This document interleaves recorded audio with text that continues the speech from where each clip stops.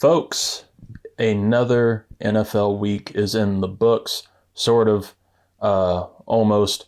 This is Monday night as we're recording, just to pull back the curtain a little bit, just so you know that we understand the Monday night games were great. We're just not going to talk about them because they were that great and they went so late. 10 o'clock start. That's insane. But we are going to recap the rest of week 2 in the NFL. And, you know, we're feeling sick. We're feeling hungover. So that only means one thing. This is the 323's Sunday Hangover. Let's go to church. Well, let me answer that question by asking you 2 questions. One, is this or is this not the XFL? Yes, it is. 2, do I or do I not currently have a pulse? Yes, I do. Let's play football.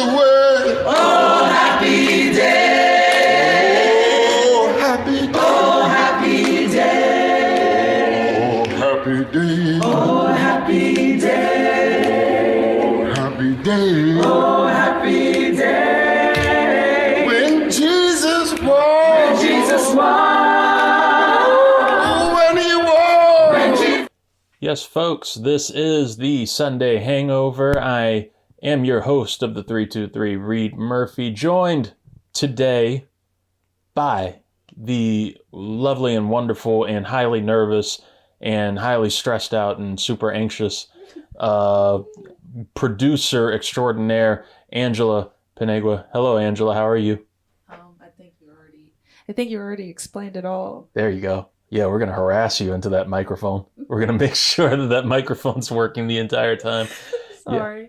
Oh, it is fine. It's fine. We're going to do very well today.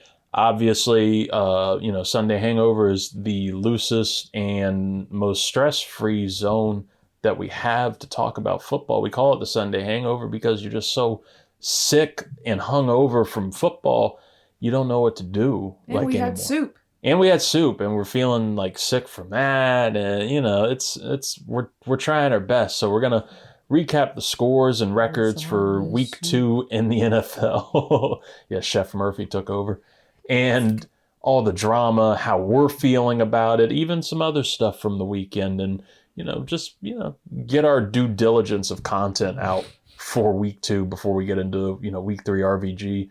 With the usual degenerates and Scott Elliott, who's busy being a dad, and Zahir Ali, who's busy slaying demons. Let's get into the Week 2 NFL recap, and we got plenty to talk about. So, starting off with Thursday Night Football in Green Bay with the Packers and the Washington Commanders.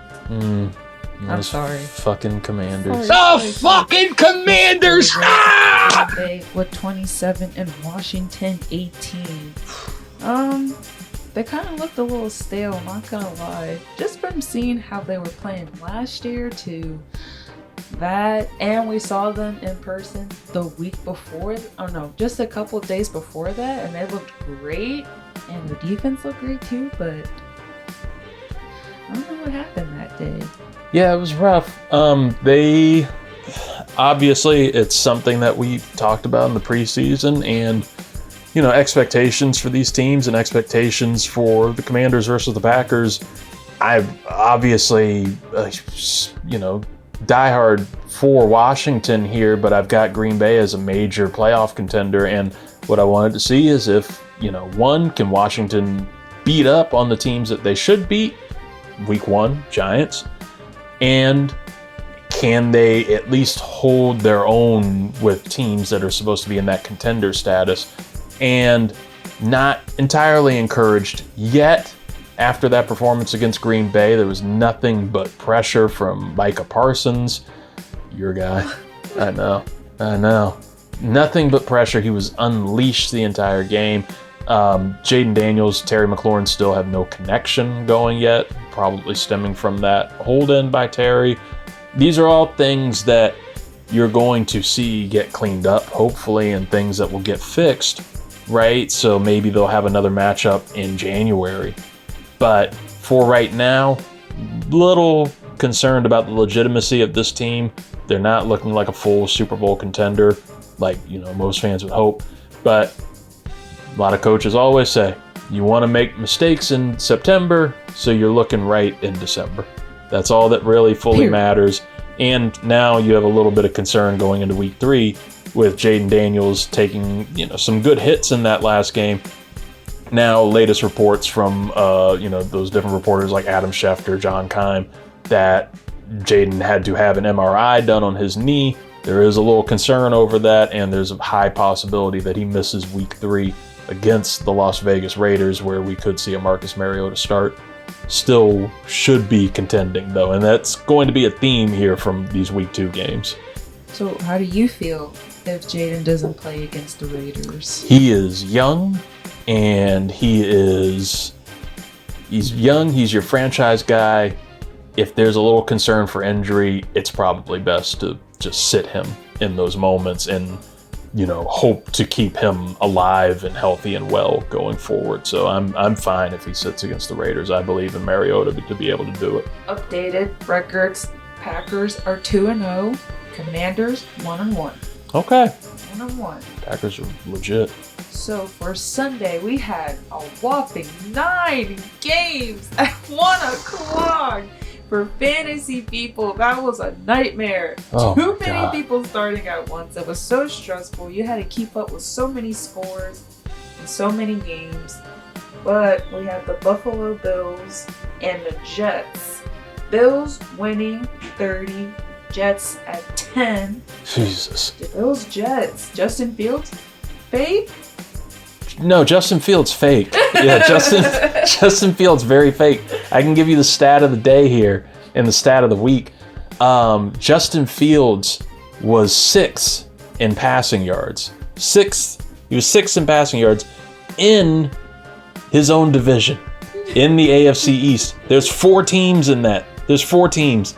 He was the 6th highest passer in that week. There were 2 backup quarterbacks. There was a backup quarterback. Mitch Trubisky threw like 7 more yards than Justin Fields did. Justin Fields only threw for 28 yards in that game. Absolutely the full Justin Fields experience. And we love you, Luis. Love you, Big Chief Burrito. Know you're going through it. Love you. We're here for you. God damn, man.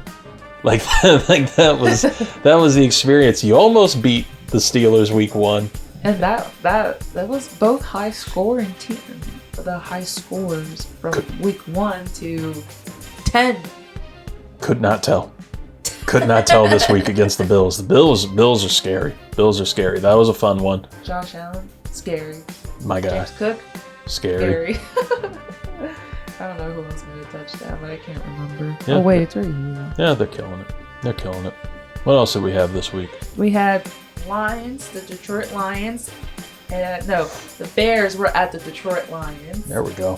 The score was Lions 52 and Bears 21. Jeez, and it still was not that close. It was not close at all. It was not that close. Those poor Bears. We say the poor Bears, but everybody on this show, from me to you to Zoo to Scott to Luis, we just love shitting on the Bears. We feel for BBK. We feel for Brian and, that small contingency of Bears fans that have hope every year. They're not confident, but they're just hoping for something different. Oh, shit. They got their ass whooped. They got their ass whooped. Detroit not only looked to be back in form, they were getting chants of fuck Ben Johnson, the new Bears coach. Yeah, and your boy St. Brown just taking all the touchdowns. St. Brown taking all the tutties after people thought they were going to get rid of him, after week 1 with their fantasy teams, obviously. But no, it was a big thing, and the Bears are just another example of a team and a franchise, and this is the nice educational part of the show, where if you look at these patterns and you look at how these things go, the Bears are a consistent problem in the NFL. of a lot of teams where they continue to not just rebuild the entire thing, blow up the whole thing. If your team is bad for years, or they're just in limbo, like that kind of 8-8, 8-9 record, blow it up. If you're going to get rid of your coach, blow the shit up and go. I mean, Washington had to do this. And I mean, not only got whole new ownership, but got a new GM, a new coach, and they picked the quarterback that same year. You're already seeing it where they kept the GM and hired this new coach in Ben Johnson to fix Caleb Williams.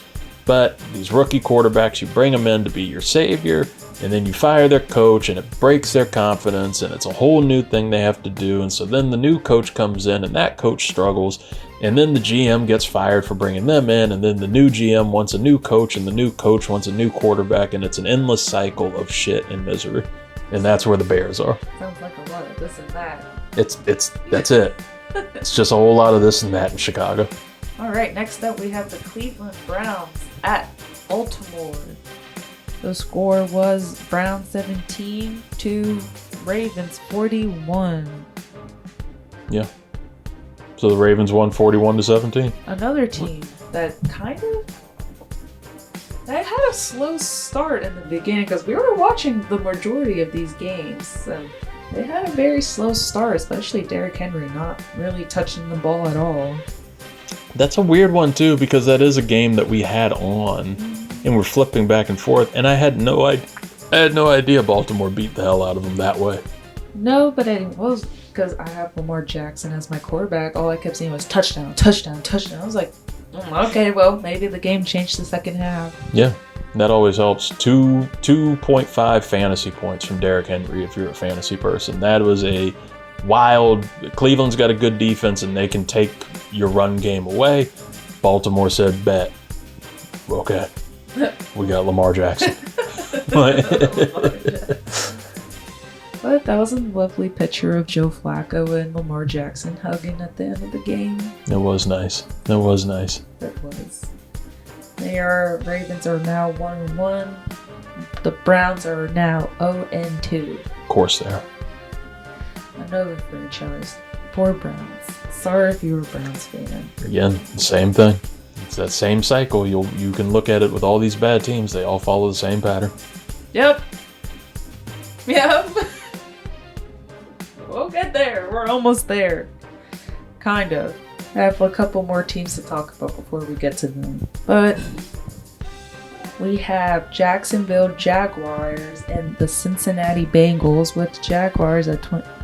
The score was 27-31, with the Bengals winning and Joe Burrow out for 3 months now due to a toe injury, right? Yeah, that's what's wild. Like turf toe, you hear the name turf toe and it doesn't sound like the most exciting injury. No. It's not an ACL tear or anything, but it's not career ending. No, which is good. But it's a thing to monitor with Joe Burrow, and as somebody who got the Bengals in the bucket of death.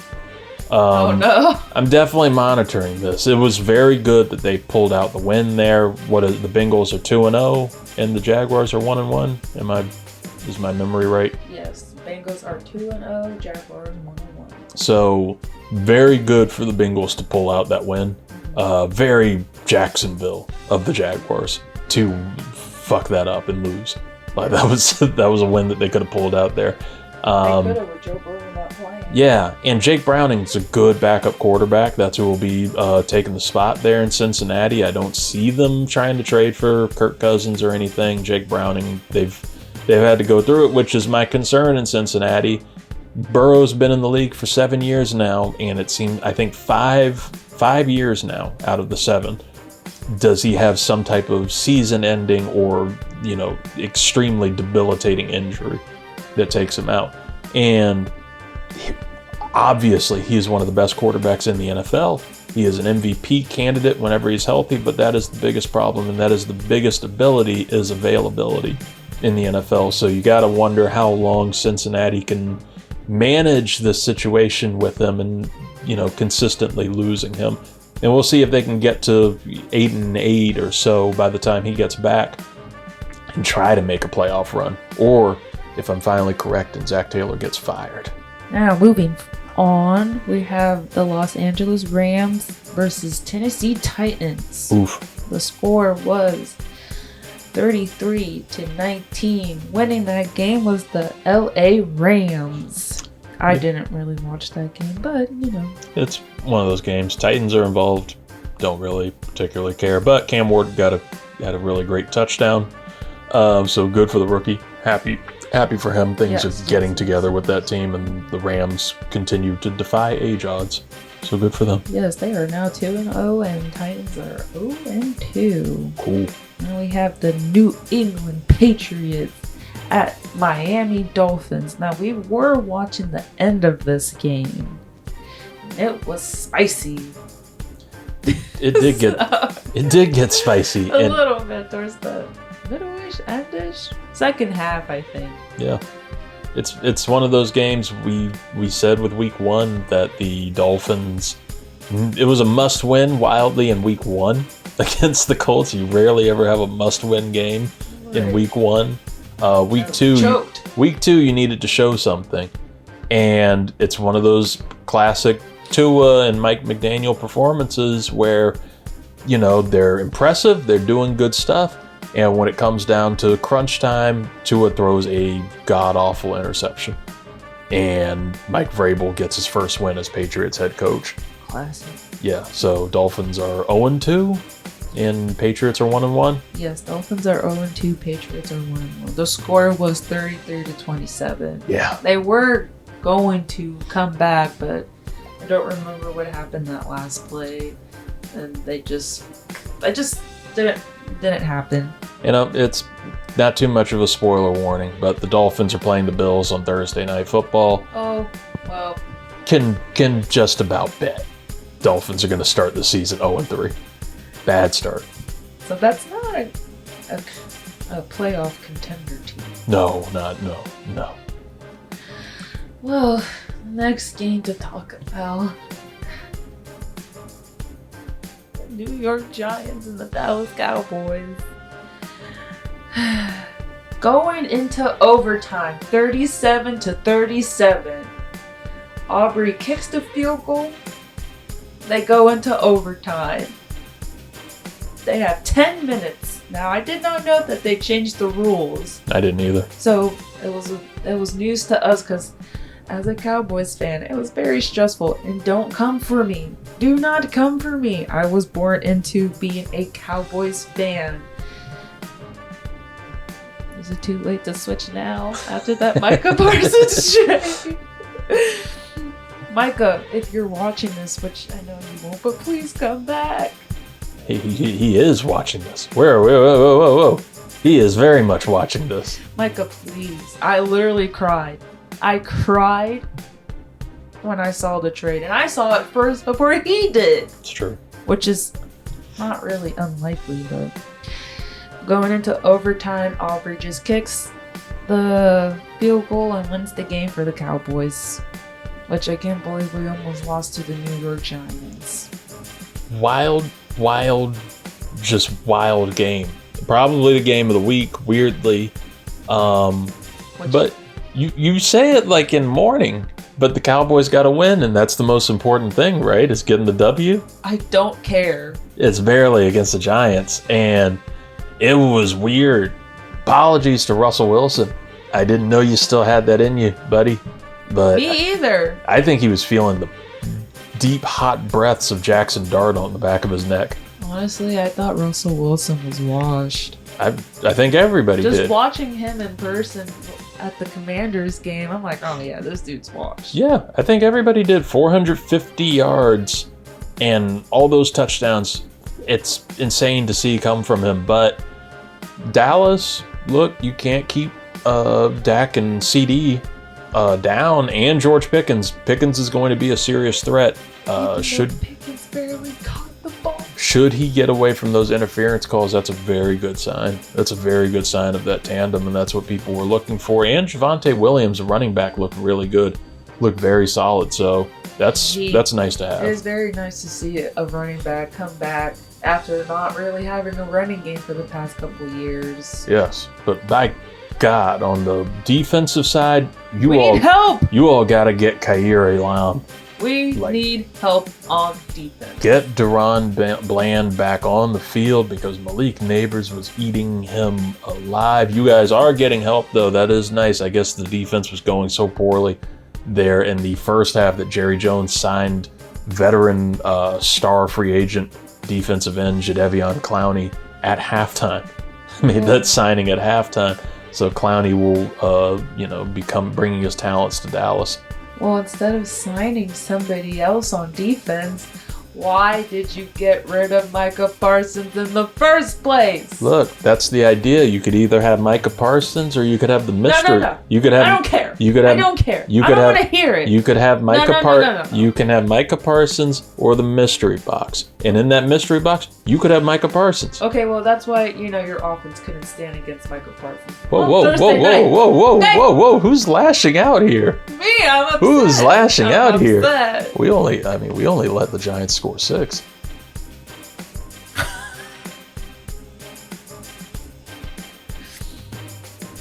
That is not professional to argue on cameras. And that's actually sports media now, so that's probably the closest that we've gotten to legitimate sports media on this show. Bunch of trash talk. You know what? Yeah. Micah Parsons. Yeah. You know what? Jared Jones can fuck off. That Because too. this isn't the 90s making that big defense trade. Okay? Yeah. You decrepit old warning. fool. Sorry, I don't want to be mean to my elders, but fuck you, Jerry Jones. Yeah. All right, we have San Francisco 49ers and the New Orleans Saints. The score was 26-21. Brock Purdy was not in. He No. was not existing because he was out. George Kittle out. No more Deebo Samuel, so Christian McCaffrey's just out there all alone. And he balled and he handled it. Balled out, handled that game. Mm-hmm. Mac Jones came in to replace Brock Purdy. That was a quarterback that Kyle Shanahan really, really loved in the draft, reportedly. We just kept hearing that, and then they wound up having to take Trey Lance. And I don't know where Trey Lance is now. I have no idea where he is. He went there? That's where he was drafted. Yep, he was drafted by them. Little COVID quarterback, baby. It was wild how that worked out. But, that was a game that, honestly, you knew how it was going to go, even with backups. Saints aren't winning that game. It was a little closer than I thought it was going to be. Yeah. We're not getting fooled by the Saints this year. No, not this year. Not this year. Spencer Rattler. No, get out of here. No. Yeah, that game can just We got jettison. fooled me once. We got fooled once last year. Yeah. Last season. Yeah. Not this season. We know how it is. Niners 2-0, Saints 0-2. Shuck that shit out of here. What's the next game? All right, the last game for the 1 o'clock. Now, that was a journey. It's like a Charlie Sheen of football addicts. Love this. Love that window. We had the Seattle Seahawks versus the Pittsburgh Steelers, 31-17. Seahawks taking the win. Yeah, no, Seahawks got that. Seahawks got that one. I don't know what happened with Pittsburgh this week. I don't know. I don't really know. Obviously, it's concerning that they've given up 30 plus points 2 weeks in a row now on a defense that was supposed to get a lot better, but also got a lot older. And everybody on their defense looks like they're taking a collective washed step. So that's an issue. Rodgers still okay. Caleb Johnson, the rookie running back there in Pittsburgh, making one of the worst mistakes a rookie can make with the kickoff that helped cost them a touchdown. Seattle, again, another one of those teams. I don't know what they are. I'm not expecting them to be a contender by the end of the year. It's like Minnesota last year. They're going to be good, probably make the playoffs. Fraud. We're already in week 2, and I think that we can see who our contenders are. And 4 o'clock window had a good amount of that. Now, starting with the 4 o'clock games, we have Carolina Panthers with the Arizona Cardinals. That's another one of those.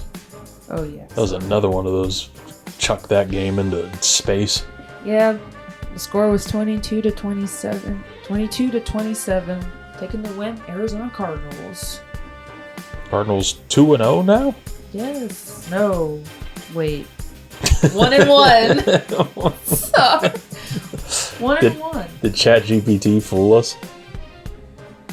Could have sworn they won. They did. Yeah, they beat the Saints last week. They were 2-0. 2-0. A quiet 2-0. All right. A deceptive 2-0. Where do you get your resources from? That's our other producer, Chat. Come on, Chat, do better. And the Panthers are 0-2. Sorry, Austin. Sorry, Bryce Young. Again, another one of those teams.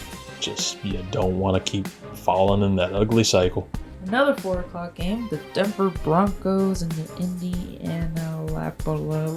Indianapolis Colts. the Indianapolis. The score was 28-29. Colts taking the win. Yeah. Don't know what's going on with Denver. Denver, they snuck out with a win in week 1 against the Titans and just couldn't hold their own with Indiana Jones, Daniel Jones, and the Colts, and their mascot Blue, who was just humping the air all over the place with just happiness and victories there, and with Cam Bynum. Like, that's kind of fun to see what's going on with the Colts. Love their owner too. Their new owner, Carly Gordon. She's the daughter of Carly Irsay Gordon, daughter of Jim Irsay. Jim Irsay passed away right over the summer during the NBA Finals. Daughter inherited the team, and now it's become a whole thing that she is standing on the sidelines wearing a headset, kind of like Jerry Jones always dreamed of.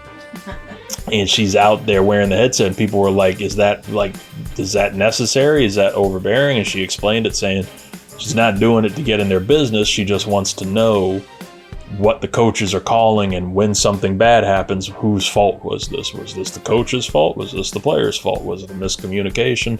It's a good way for an owner to kind of learn the sport and see, who needs to be fired. But it's also a quick way to get into overbearing, overwhelming territory. If the team starts losing. While they're winning, it's cool. If they start losing, no, it's not going to be a good look, and somebody will get fired. But yeah, the Colts' mascot looks pretty fun. Watched a video of him having a dance off with the man in the stand. And the man's he takes off his shirt, and then he's just rolling around his belly, and then the man's just standing there and then just takes off his shirt and just... Old Blue is killing it there in Indianapolis. Yeah, so good for Daniel Jones getting out of the Giants and going somewhere where he's a little bit more appreciated. Yep, back from the dead. Back from the dead. All right, our last 4 o'clock game. A Super Bowl rematch versus the Philadelphia Eagles at Kansas City. And Eagles taking the win 20-17. Now, we did watch that game. Took a little nap in the middle of halftime, per se. That's 4 o'clock games, sure. Yeah, after watching 9 games at 1 o'clock, come on now. But how do you feel? Tush push. Tush push. Tush push has been so annoying already for years, but I think yesterday, while we've talked about it, and we talked about it in the off-season show, that some of the owners were trying to get it banned and outlawed. They were trying to make the argument that there are too many injuries. There are not really injuries during these tush push plays. That is something that we have noticed. But yesterday was a shining example and a very on national display example of the issue with the tush push, and especially with the Eagles doing it, of these constant false starts that the refs don't catch because things are moving so fast. You probably have a little more eyes on Jalen Hurts. Maybe after this week, that spotlight will put some more emphasis on those O-linemen to not jump. But you're seeing it even with a split second of a jump from the guard. That is unstoppable. It's already a hard enough play, but the D-line can't do anything when the O-line is getting a jump on them. They're already getting under them. What's going to happen? Hurts is just going to get in there. So that's an issue that has been around with the tush push. You could see it if you watch old film of Jason Kelce. When Kelce was their center, constantly leaning heavily over the ball, pretty much offsides from the start, and would get that false start going.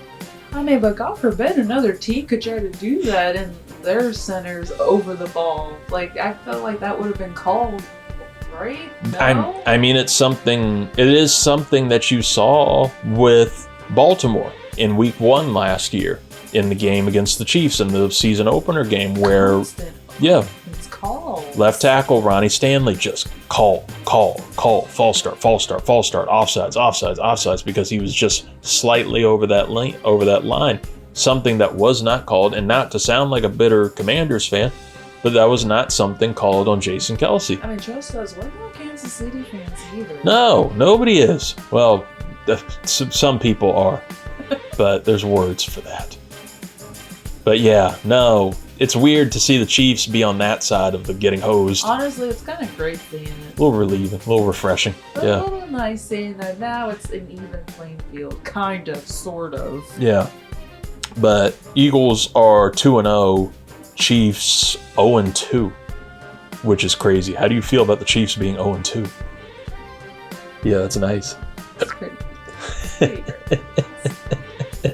Will they stay 0-2? I don't even know who they're going against next. No, they're not going to stay 0-2. No, they won't. Yeah, like we can tell that. Talk about Travis Kelce missing that catch and turning over the ball to the Eagles. That was bad. That's washed older player vibes. I don't know. I feel like he keeps messing up. Not messing up every game, but there's at least like a mistake each game that Travis Kelce has going on. Correct. And that, I don't remember his number. Correct me.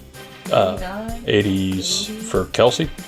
No, not Kelce. Oh. The other person on the Chiefs who could not catch the ball. Oh, 80, Tyquan Thornton. Oh my goodness. He did have a great touchdown pass. Fine. It was like 3rd time's a charm. There's a connection trying to be built between him and Mahomes. And Mahomes, they can't quite get there. You can tell he's missing Xavier Worthy, just like you are. Yes. You can tell he's missing Rashee Rice. That is the guiding light for the Chiefs. They will be getting Rashee Rice back by week 7 from his suspension. They will be getting Xavier Worthy back probably this week. That's going to help that offense a lot. It's struggling and sputtering right now. They're going to need something, especially going up against, this week it's not going to be too bad. They've got the Giants. Oh, well, there goes the Giants. Yeah. I don't see the Russell Wilson thing happening this week. No, but it would be cool if it come back out again. We haven't seen him play like that since he was in Seattle. Wildly, another Sunday night game. Who wants that? Who's asking for that? Who wants Chiefs Giants on Sunday Night Football? What are the Eagles? Probably the refs that they've been ass kissing this entire time. They play the Rams at 1 o'clock. Ooh, that could be a good game. That could be a good one. But yeah, that was an impressive 4 o'clock slate. Yeah, I got the Sunday night game. I got you on here because it wasn't anything worth really watching. I wasn't even sure why it was the Sunday night game over Eagles Chiefs, or even at that point Cowboys Giants. They love putting Cowboys Giants on Sunday Night Football. But we had the Atlanta Falcons at the Minnesota Vikings. The Falcons wound up beating the Vikings 22-6. Bijan Robinson ran 22 times for 143 yards. And ultimately, Vikings just couldn't get anything going. The big star of that game for Atlanta, their kicker that they just signed later in that week, John Parker Romo, who came out in just after week 1 when their kicker Younghoe Koo missed a potential game-winning kick. They go out, they sign Romo, and what does he do? Makes it. 5 field goals in that game to pretty much just run their score going on that whole time. and you had a lot of bad looks and bad mistakes from the Vikings' new franchise quarterback, J.J. McCarthy. It's only his second game ever, but looked rough. Looked really rough and suffered an ankle injury in that game, so we will more than likely continue the phase of backup quarterbacks. You're not only going to get Marcus Mariota in week 3 from the Commanders, more than likely, but we have Bengals at Vikings in week 3, which means you're getting Jake Browning versus Carson Wentz. Talking about backup showdown. It's only week 3. We got backups after backups after backups coming into week 3. Oh my God. And by the end of the show, we will have a Monday night score for you from Bucks Texans. That game is almost over as we're recording. And for the final updated records here, the Falcons are 1-1. Vikings are 1-1 as well. So that was your Sunday. That was your week 2 Sunday in the NFL. Exhausting. Crazy week. It really was a crazy week. And we're going to be, diving into the full preview of week 3 from, on Ricks versus Gricks this Thursday. But producer Angela, what were some takeaways from this week? Was there anything else that you noticed in particular from the week 2 slate of games, or anything that caused you concern? Anything that you're watching going forward? I'm really concerned for my team, I'm not gonna lie. I mean, I really didn't have hope for them anyway after the trade. Hopefully they can get their shit together, because goddamn, who are we going against? So it's very interesting. You have the Chicago Bears this week and the both fraud teams. America's Game of the Week. You should be able to handle that, but weird things happen against Chicago. Right. Now, the game that we will check back in with you in a couple weeks, Sunday Night Football. Green Bay Packers and Micah Parsons come to Dallas. Talk about it. They will be in Dallas. That game will be talked ad nauseum all damn week. And guess who will be talking about it? This guy. This guy. At 323. At 323 Reed, at 323 REID. You can see those pictures from Nats Park, and that's a good thing Not here. REED. That's right. That's that guy who kept showing up in the Jumbotron. That's my doppelganger. Where in the world is Reed? Imagine if his name was Reed. Oh my God! Apparently, that's a whole thing. That's a whole segment we'll have going for you. Doppelgangers? Yeah, doppelgangers. Everybody has to have one. Somebody has one somewhere. Somewhere in the world, there's always somebody who looks just like you.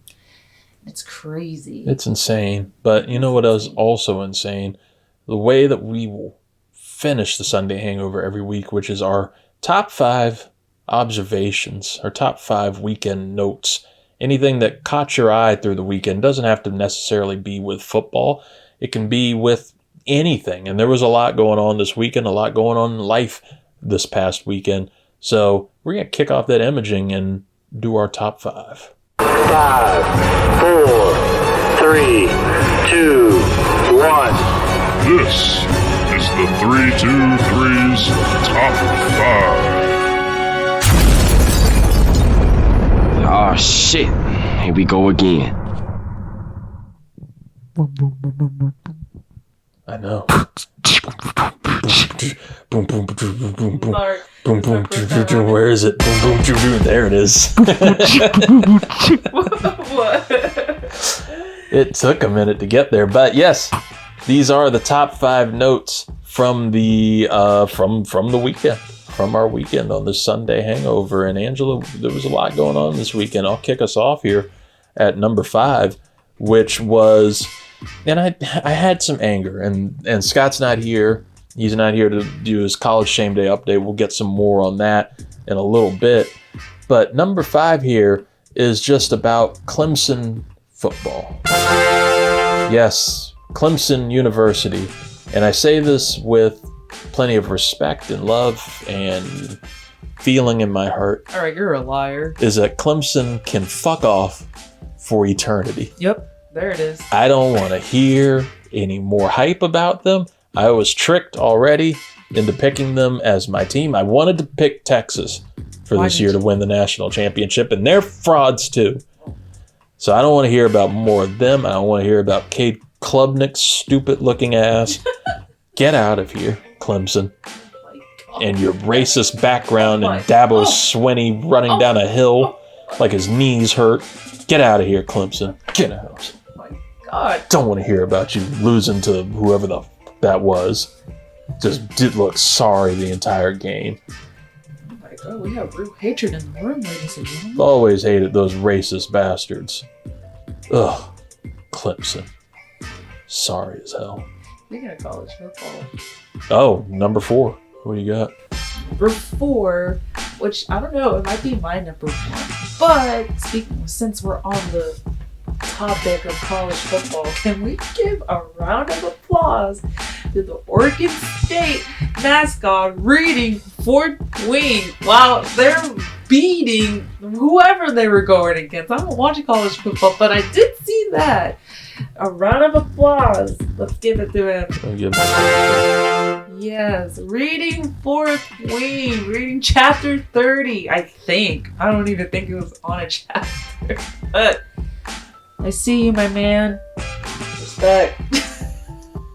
Shout out to the duck. Shout out to the dog. This is why we love dogs. We love mascots on this show, honestly. Yes, we do. This has been a thing for a long time. Top 5 mascots. Blue is on there. Blue and the duck have been constants on this show. Yes. Tackling children, doing push-ups. They're the best. Making them do push. Yeah. Let's go duck. Or whatever their mascot is. Is it a duck? Yeah, ducks. What Yeah. is it? Mm-hmm. Yeah, the ducks. Man, that was a good moment from this weekend. Yes. A fellow fourth man. It was a good moment. It was a good moment. We had a lot of good moments this weekend, and one of them that was very fun was Saturday night. Late as hell. Saturday night. And that was the Canelo Alvarez, Jerome. God damn. Oh my God, what did I just do to Terrence Crawford? Oh my God, you're a fan. That was racist of me. I'm sorry, Jerome Wilson from DCB. How dare you? Oh my God, the Canelo Alvarez Terrence Crawford fight. Terrence Crawford. Boo! How dare you? Bud Crawford. Man, that fight was fun. Okay, talking about that, can we change the time?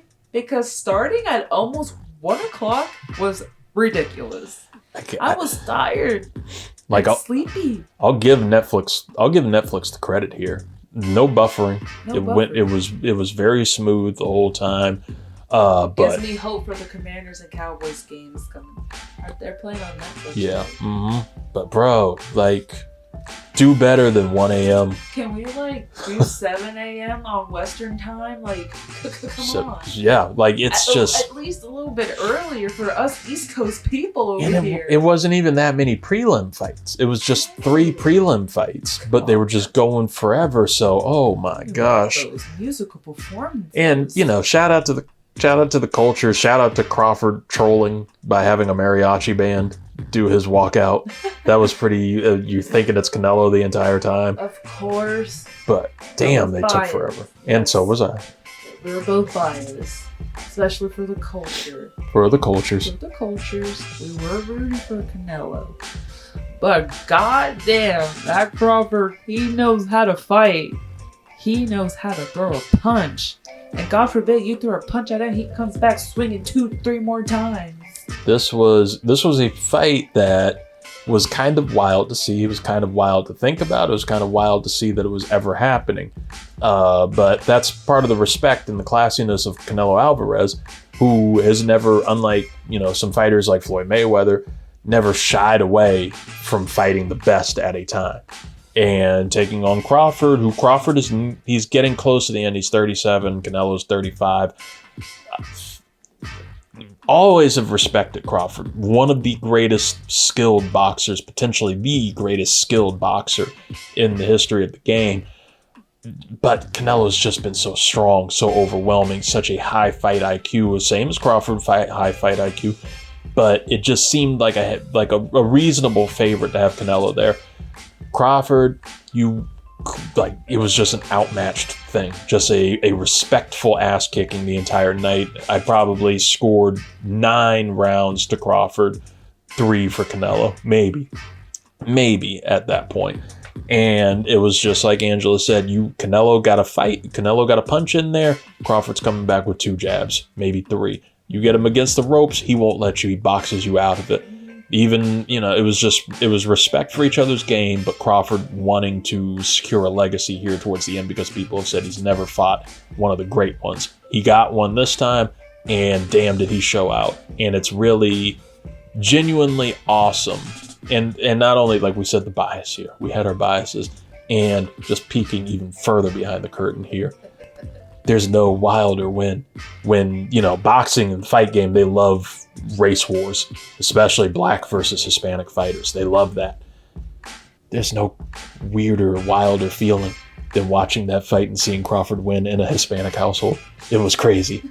It was crazy. It was very anxious on this end. Not. It was tense, but No, thankfully we're half not like that. Thankfully, half of everybody in the house was asleep, so it was okay. But every time I would wake up a little from like going to sleep, I was like, and Canelo wasn't doing anything. It's like he forgot.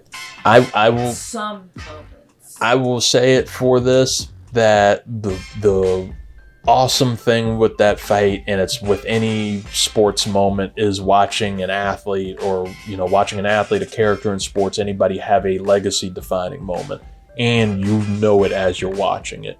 You're seeing it happen, or you just watch this stuff happen. The Falcons, Patriots, 28-3, and the Patriots coming back and just kind of saying, Tom Brady saying, "Fuck you, this is who I am." LeBron smacking down the point. This was one of those all-time legacy-defining moments in sports by Crawford. If he chooses to retire right here, he will go down as potential. He will go down, I think, already as the greatest of this decade, of this era of boxers. Honestly, you got to put him up there, maybe above Floyd. He's up there with Sugar Ray. Like, this was awesome to see, and this was a huge moment for him. Fun fight. Get the Paul brothers out of here. I don't need any more of that. Yeah, that's what I was gonna say next. Now that's what we like to see is real boxing. Sorry, not sorry. Yeah. Get that out of here. Get the Paul brothers out of here. Like, we like to see real people fight. Yes. Like, people who really want to do it for the sport. I'm not saying that they don't want to. They just joined it. One joined in, and then the other joined in, and now, I don't know, not make it a joke, but it's not, I don't really care to watch them fight, especially from where they came from, watching them do stupid YouTube videos and all the controversies they put themselves in. So we already have a bad taste watching them fight, so it's kind of refreshing not seeing a Paul fight streaming on Netflix for once. But coming soon. No, Paul versus Tank will we Davis. Still watch it? Probably. Yeah, if it's nothing else is on. Right, haters watching. Haters watching the game that we just talked. Not the game, the fight that we just talked about. But it was nice seeing, Crawford and Canelo fight versus a Paul brother fight. Yes. That was my number 3. Number 2, producer Angela. Was your observation? You have so much to pick from a Nats game to Emmys to Charlie Sheen, all over. We did go to our first baseball game. Hey. Cute. But the Emmys, we'll go into the Emmys instead. It was nice finally going to an actual baseball stadium versus going to the Fred Nat Stadium. Compared, like, we were sitting there, and thank you to Sarah's boyfriend for getting us these tickets. We have to get him a good gift after this, because those seats, I never felt more like I'm not supposed to be here in like a rich area. See all these nice things, but it was very refreshing to be here. Nats Park, beautiful park. Yeah. Awesome food, incredible food. A lot of food. Lot of food. Better prices wildly than those suck-ass Fred Nats. You don't want to hang out with our show, that's fine, but at least make your food minor league reasonable prices. What are you doing, Fredericksburg? Richmond Flying Squirrels do better on their food prices. Who does Fredericksburg think they are? Who do we think we are? Who does Fredericksburg think they are? Those tenders and fries, I gotta buy them separate. I didn't have to do that in D.C. No. And they were fat tenders. And we got good hot dogs, too. Had a good, thick glizzy. Straight down my gullet. So you like the glizzy? It was a good Going glizzy. down your throat. You know what? We'll make that Swing too. that thing in a little thing back in the... We'll make that number 2. The glizzy's going down that dangly dang dang dang down your throat. That's number 2, and I'll roll with you here on number 1. Number 1 being the Emmys. Fanfare. Emmys. Look, We watch a lot of TV. we watch a lot of TV. Yeah, we do. We do watch a lot of TV, and this is something we'll talk about with Travis Byram soon too. Mr. B will come on to talk about some Emmys love. But Emmys were fun. Studio, starring Seth Rogen, created by Seth Rogen on Apple TV, broke the Emmys record for most wins by a freshman show with, what was it? I think 13 or 14 wins last night, including Outstanding Comedy Series. Seth Rogen won lead actor in a comedy. Good for him. The Bear went from being the most awarded comedy show ever last year to barely winning anything this year, which was a wild drop-off. But season 3 was kind of, 3. 4? Somewhere. There's somewhere. It hasn't been the same since season 2. We can acknowledge that. Yeah, It's been a good still show. A good show. Yeah. But to take away, I don't really remember anything Right. from the Bear. That's the thing. It's aesthetic. It's aesthetically pleasing. Questionable comedy into drama. A lot of great nominees. Star Wars even had a nomination there with Andor for Outstanding Drama Series and a couple of major awards there. But The Pit was the big winner, and that has been a high recommendation from us to anybody that will listen. And Noah Wyle is Dr. Robbie, winning his first Emmy after 7 nominations. We love Dr. Rabinovich. And that show is just one of the most compelling seasons of TV that I think most people have seen in a long time, just chronicling 15 hours in an ER. So I can't believe that was like one day. And thank you to all those people who do work in hospitals. Yes. Because as somebody who hasn't really watched like Grey's Anatomy, and ER and all that stuff, like you really don't know like what goes on in those hospitals. And oh my gosh, the amount of death that you have to deal with, like very eye-opening to how are you guys just not drained all the time? I mean, you guys are drained all the time, but a big kudos to those people who work in the medical field, because oh my god, it's insane. Like Absolutely. just watching it from like that perspective. just nuts. So it was a well-deserved win by that show. Another one of our shows that we binged fully on Netflix, Adolescence, was a great 4-part miniseries that won Outstanding Limited Series. It won Owen Cooper, who was the kid focus of that show. He won Supporting Actor and became the youngest male actor to win an Emmy at 15 years old. He was fantastic.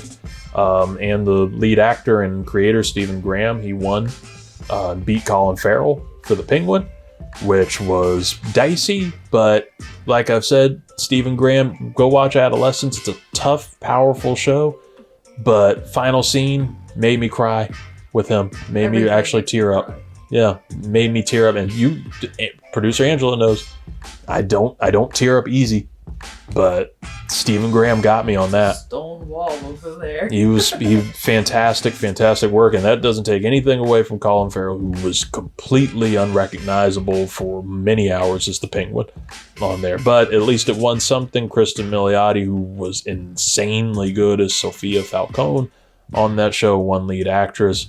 And outside of those, you got to see some cool wins. Stephen Colbert won for Outstanding Talk Show shortly after his show was canceled by CBS Boo. and Paramount, facing political pressure there. Jean Smart won her 4th Emmy in a row, won for the 4th year in a row for Outstanding Actress in a Comedy Series. So there were a lot of cool wins throughout the night. And then like the very cringy thing of the host, Nate Bargatze, donating $100,000 to the Boys and Girls Club. And, you know, it was a worthy thing for when people go over their speech time and just keep talking and keep yapping like we do on this show. All we do is yap. But you can't yap on an award show. Those things are 3 hours. So he was going to take $1 away for every second that you kept going. And it was funny at first. And then you see it dipping into negative $40,000 to where the Boys and Girls Club has to pay him or something. So a little sad and cringy. That ultimately didn't happen. They donated $350,000 to the Boys and Girls Club. But yeah, that was the Emmy Sunday. And a whole weekend full of action, Angela. Yeah, I'm surprised Charlie Sheen has not died at all. That is an OLI there. We watched AKA Charlie Sheen on Netflix. I would tell people go watch it, go recommend it. So we can close out on this because I was very fascinated by this documentary because I grew up, and it's a weird thing to say, and some people can be questionable about it, but I grew up on 2.5 Men. Definitely not the most appropriate show for a kid to be watching. I mean, my parents won't make me Yeah. watch a lot of movies when I was younger that I should have been watching. Look, it's a shout out to my parents because kids should not have known really who Charlie Sheen was. But I was a huge fan because I loved him as Charlie Harper on 2.5 Men. I loved him in Platoon, which is for sure not a kid-friendly, horrors of the Vietnam War. But my parents thought it was required viewing. They thought it was, they were very big on appropriateness for me. But if it was, good quality stuff, hey, he should see this, and we'll cover his eyes if there's some titties that pop up or something. Not titties. The titties. But I love Charlie Sheen. I grew up seeing this collapse in his mental and seeing all the fallout of everything. So this wasn't too much of a surprise for me, but you were a little newer to Charlie Sheen, right? So how did all of this come off to you? How did you like it? So I knew of him. I've seen him and stuff. I didn't grow up watching him like you did. A lot. If anything, I watched a lot of other people growing up, but having no idea that was even a thing in his life from doing all those drugs and I was gonna say crack, but that was a No, yeah, he did. Yeah, I mean, crack is one of those drugs that kind of translates all the other drugs. It's insane. Yeah, and you then, don't. Just having sex with every person you probably met. I can only imagine how his family feels. I think watching till the end of that docu, it's well, no wonder his dad and his brother did not want to be a part of that at all. Just the way he treated his dad every time he tried to go and help him, and there was I wouldn't say there wasn't anybody in his life that wanted to stop all of that, because maybe he wasn't asking for help, but letting it go on for that long is I'm frozen.